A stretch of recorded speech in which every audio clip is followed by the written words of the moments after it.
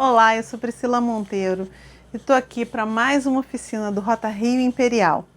Gente, chegou assim um momento que eu acho super importante, né? A gente tem que falar da importância de exaltar a história do Brasil, o patrimônio cultural e também a valorização desses bens materiais e imateriais. Aproveitar essa vivência nos espaços para contar a história para brasileiros, cariocas, visitantes estrangeiros, nacionais aí de todas as partes, a importância da preservação dessa cultura, a importância desse turismo cultural. Afinal, é muito mais legal quando a gente consegue aprender sobre história, geografia, em aulas de campo, em pesquisas de campo, em passeios, de uma forma muito prazerosa, aliando prazer, lazer e conhecimento. Mas a gente precisa promover, e fazer com que chegue ao alcance de todos esse patrimônio, essa riqueza, esses museus que a gente encontra hoje no Brasil, no Rio e principalmente, já que é o nosso foco, contando a história do Império Brasileiro. Eu não sei se vocês sabem, mas o Brasil é o único caso de monarquia das Américas. A gente é diferente em tudo, gente. A gente fala português, a nossa colonização foi portuguesa, a gente é essa miscigenação louca, que se tem aqui, que misturou japonês, italiano, africano, indígena, português. O Brasil realmente é único, Vamos parar para pensar que o nosso país não consegue se identificar como nação baseado somente numa única etnia, que é uma das bases para a gente identificar uma nação. Porque nossas etnias, a formação da sociedade brasileira é plural na questão étnica. Então, a gente é totalmente diferenciado na nossa formação histórica. E uma dessas diferenciações é que a única corte europeia a governar a partir de uma antiga colônia e transformá-la no Reino Unido foi a corte portuguesa, no Brasil e mais especificamente aqui no Rio de Janeiro. Então, tudo da gente é diferente. Inclusive o nosso processo de independência, que no lugar da gente se transformar numa república, como aconteceu com os nossos vizinhos, da América Espanhola, a gente se transformou numa monarquia constitucional. A continuidade da família Bragança no governo é uma particularidade realmente do processo de independência do Brasil e que alguns dizem que nem a independência foi sacramentada nesse momento, Há algumas correntes que afirmam que a gente só pode falar de uma independência real no Brasil após a proclamação da República, porque a gente mudou a estrutura. Mas eu não concordo muito com isso não, tá, gente? Mas é importante que essa história plural e esse patrimônio que conta tudo isso seja divulgado, chegue ao alcance de todos. Então a gente pode fazer de algumas formas.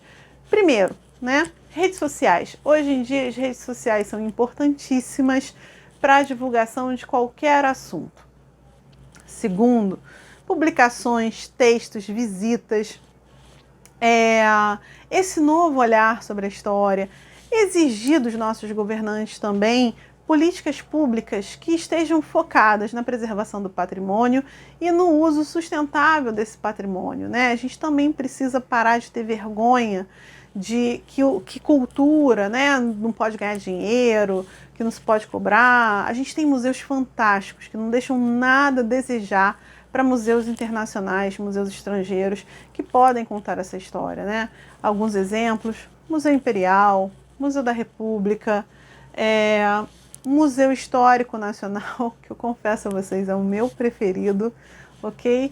E não só museus, a gente tem os centros culturais, a gente tem os acervos, a gente tem casarões preservados. Andar pelas ruas do centro do Rio e olhar aquele casario e imaginar as histórias. Pare e pensa que boa parte da história do Brasil, pelo menos as coisas mais importantes, tipo prisão do Tiradentes, aconteceram aqui no Rio. Então é muito importante que a gente tenha orgulho dessa história, que a gente consiga contar isso para o maior número de pessoas possíveis. Mas para você que empreende num turismo cultural, ou numa produção cultural voltada para visitas mediadas, produção de conteúdo, consiga ter um olhar, fazer uma análise, uma pesquisa e conseguir fazer uma promoção desse conhecimento que alcance o maior número de pessoas.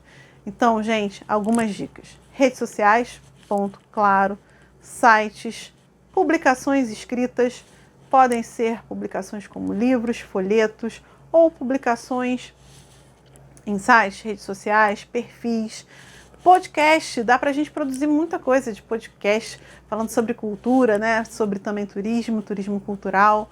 E, bom, a valorização disso tudo, né? Reconhecer a importância disso tudo, também é uma excelente forma de promover.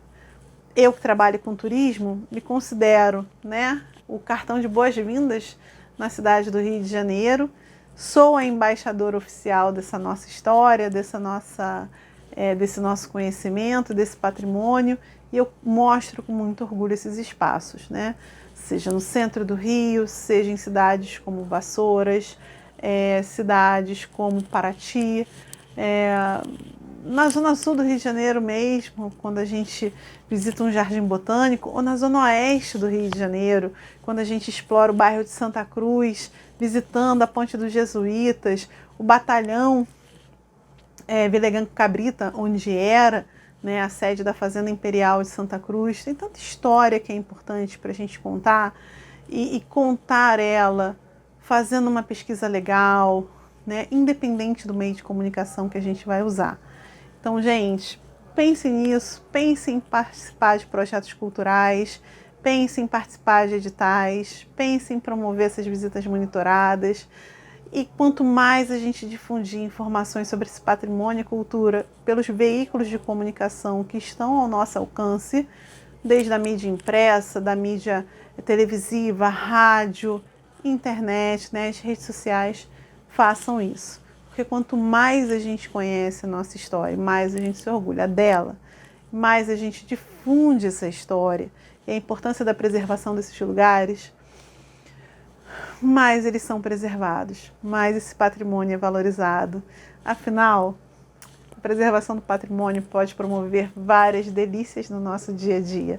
Além de passeios e caminhadas muito agradáveis, que tal terminar um café numa tradicional confeitaria do Rio de Janeiro, né? Confeitarias essas que existem desde 1860, desde 1894.